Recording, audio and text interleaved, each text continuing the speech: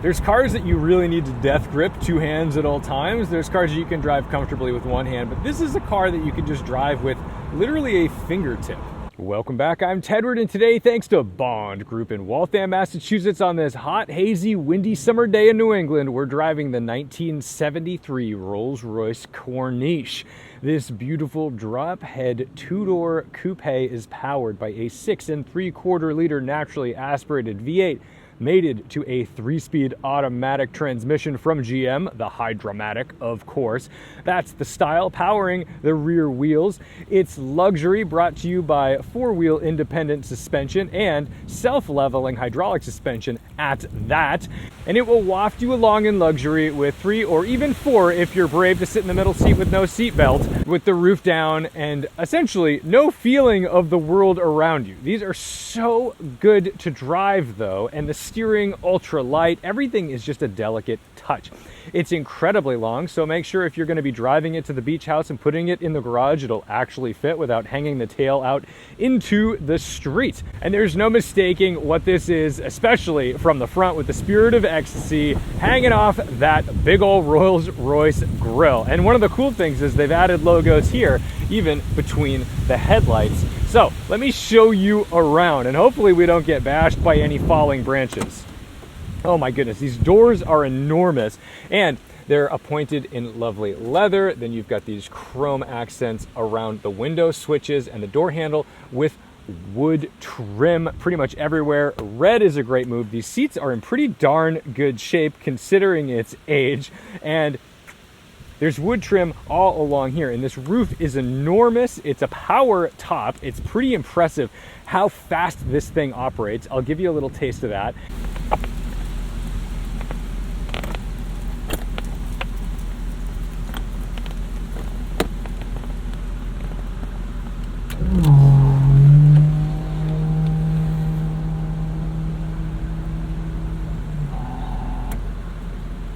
And all of the coach work was done by Mulliner, so these were mighty special. But it is basically, 1950s or 1960s technology that ran up through the 1980s. Loads of boot space for all of our things. But they're solid, and yes, you are going to have to do the maintenance on these cars. They are not going to be forgiving in terms of being easy to deal with, but the reward, if you can hack it, is pretty much worth it. Under the hood, oh yes. Somewhere buried under there is a V8, the 6 3/4 liter V8 that we know and love and carried on for many, many years to come in different forms. This is one of those engines that was massaged and massaged and massaged and then turbocharged, and it lasted for a very, very long time. But it does seem that the AC pump is the largest thing that you see under the hood here. On the passenger side, you can see the valve cover with the Rolls-Royce emblem, and these early cars were powered by twin SU carbs. Later on, they went to Solex carbs, as they were always being massaged by the factory to be a little more compliant or a little faster and reliable. So, enough about what this thing is. Let's just drive it, because that is the best thing about a Rolls-Royce. I know you're supposed to be driven in the Rolls-Royce and drive the Bentley. However, this is a real treat. And it's funny because even in today's world, this is a long car, but it's still relatively low. So I don't feel that crazy driving around in it. So let's jump in and start it up. Of course, it has luxury features like power seats, but it feels like a jet engine starting up beneath you. But let's get it started. Our key, center of the dashboard. Jumps right to life. And we've got all the necessary information. We have a tach, which actually I'm shocked that there's a tach on this car. A speedometer that goes up to 130 miles per hour. I don't think we're going to be trying any of that today. Power, fuel, oil pressure, and coolant temperature, and a clock over here, the VDO clock. There's some warning lights for brakes, fuel, and coolant, and something I should have mentioned on the exterior, which you'll not see from here, but I'll put up a photo, is behind these wheels. The front brakes actually have 2 calipers per side. So that is reminiscent of what we thought was pretty wild to see on a Maybach 57 in the 2000s. But this actually had 2 calipers in the Corniche back in 1971. Now, I want you to imagine yourself in 1973. You have been smoking a lot of cigarettes, whether you're right-handed or left-handed. You are good to ash wherever you'd like. They've probably got them in the back as well, of course, with cigar lighters for your children, if they are so classy. Please don't smoke. And then listen to this horn. That is the sound of "Get Out of My Way" in Monaco. Corniche, the name, is actually French for a road carved along a cliff, like a, kind of think of Pacific Coast Highway. That's basically a Corniche. We have some safety with these giant seatbelts coming up over here. Quick cutaway because I forgot to show you the cassette holder for all your tapes. Yeah, man, you can put your Elton John in there. And our gear shift is right on the column. All you have to do, push down, there's reverse, neutral, drive, and away we go.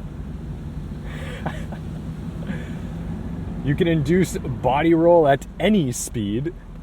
It is incredibly soft.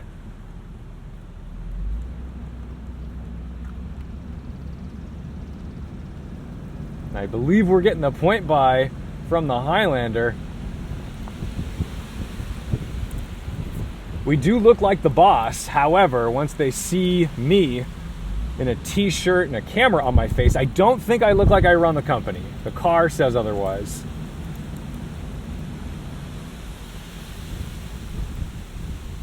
All the switchgear feels so perfectly damped. Everything you touch is really nice, especially this steering. Now, I don't know that we're going to get much granularity and texture from the road. I can feel things though. It's just that it's so deliciously light, but weighted properly. And I believe the early cars were like a servo-assisted setup, and then later cars, I think 1977, went to rack and pinion. If you're wondering, hey, I don't hear much, well, neither do I. This engine, like most Rolls-Royce and Bentleys, it's designed to kind of float behind the car. You just use it as a means of acceleration and achieving speed, but it's not there to be the focal point. Let's give it an opportunity to sing its song. This, I believe, oh, there we go. I thought it was a little off. We've been running a long enough time to get on the throttle.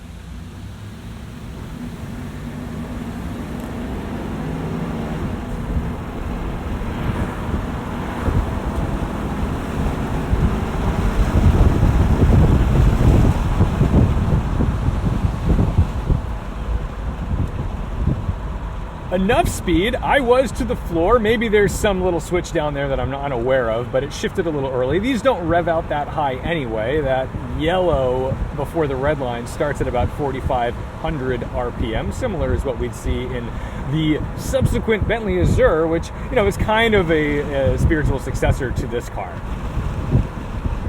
Unlike most of my drives, I dread this section of road because it's a little torn up at the end. And this RAV4 is even taking their sweet, sweet time getting through it.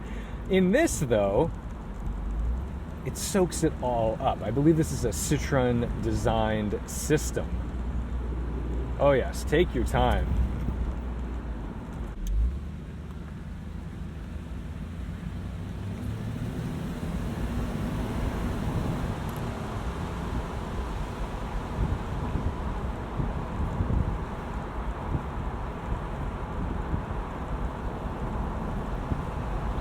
Well, we can easily outperform the RAV4, but this should highlight that this car, when it came out, was designed to be the sporty Rolls-Royce. Kind of a misnomer, but it's true. That's what it was supposed to be. This was the agile canyon carving vehicle that you were going to bring up and down to Monaco from southern France. Oh my goodness, we are not going to do that in the Rolls-Royce.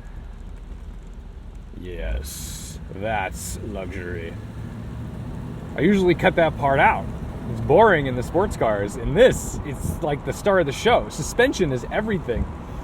Somehow this is tight as a drum. I was expecting this one to be, I don't know, rough around the edges or something, but like this is great. Someone took care of this.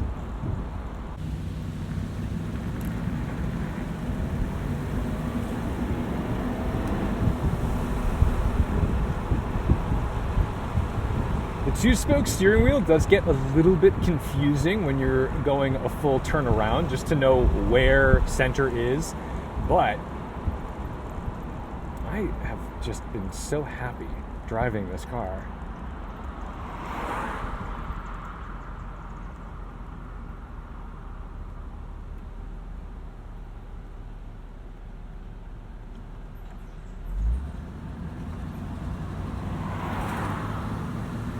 Let's not get any trees dropped on us in our drop head.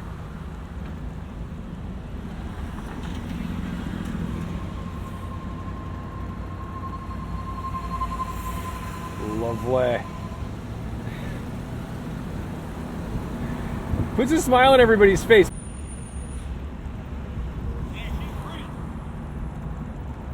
Everybody loves it, man.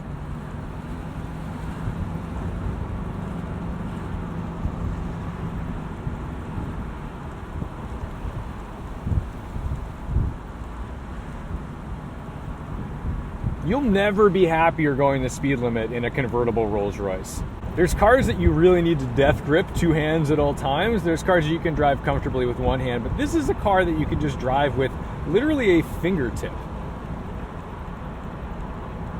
And I'm not exaggerating, like, this is easy. This isn't a difficult task to just use a fingertip and get around a corner. I love it so much. Over the tracks like nothing. This puts that S-Class to shame. Like, this is so good. I swear, you could look at this car and think, oh, that's a little jokey, like a 1970s Rolls-Royce. You know, it looks like a Richard Pryor film kind of car. But it is so luxurious, and there is a difference between high-end luxury from the British like this and German luxury from Mercedes-Benz. This really is superior in some ways, and it's holding up somehow in 2025. You can make fun of its 3-speed GM hydromatic gearbox, but I'm just telling you, whoever's driving it's getting the last laugh, because everything is just so fun.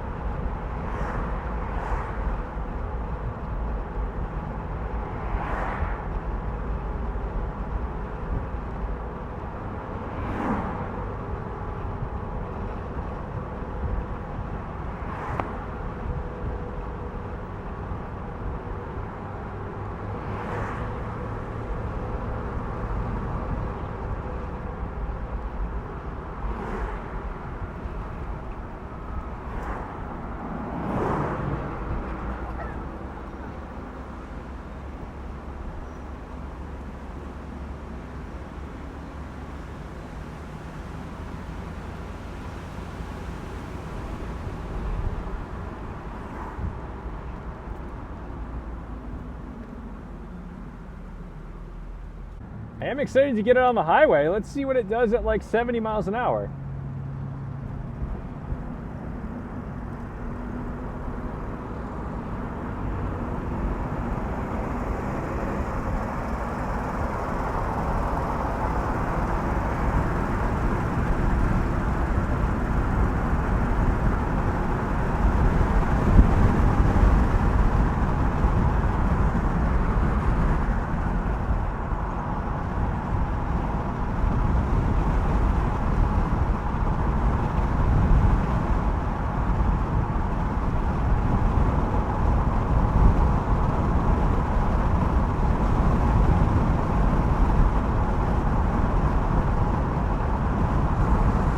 I don't know how well it would behave in an evasive maneuver.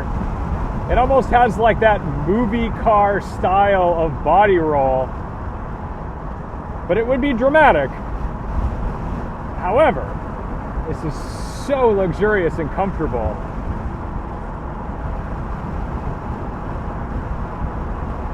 As much as I love race cars, Porsche street cars that do crazy things, Caterham 7s, lightweight stuff, a luxurious barge on 4 wheels sometimes really scratches an itch that I forget I have.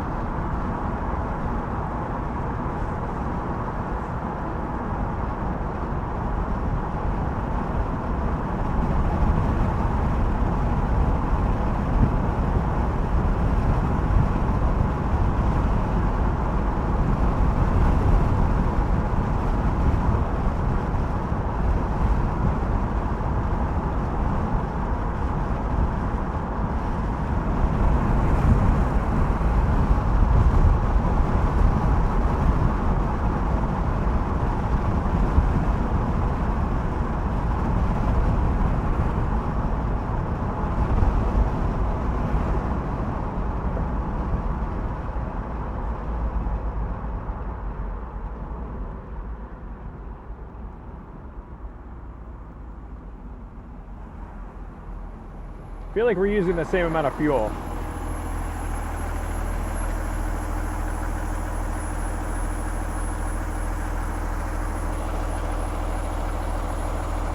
And I can see my reflection in the Peterbilt.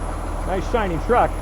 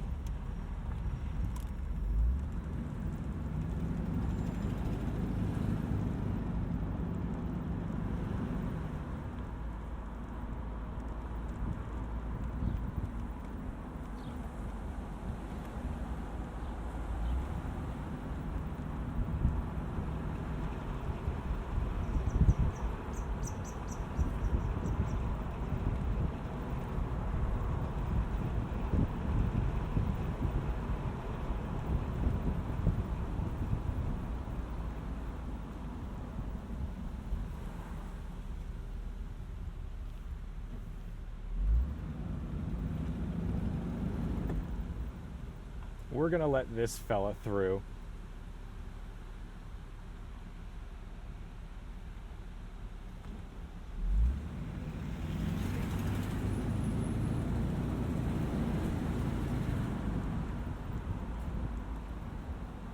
And maybe we'll get to make use of this incredibly dangerous yield sign because I have no blind spots here. And nope, I am gonna stop. I am going to 100% yield.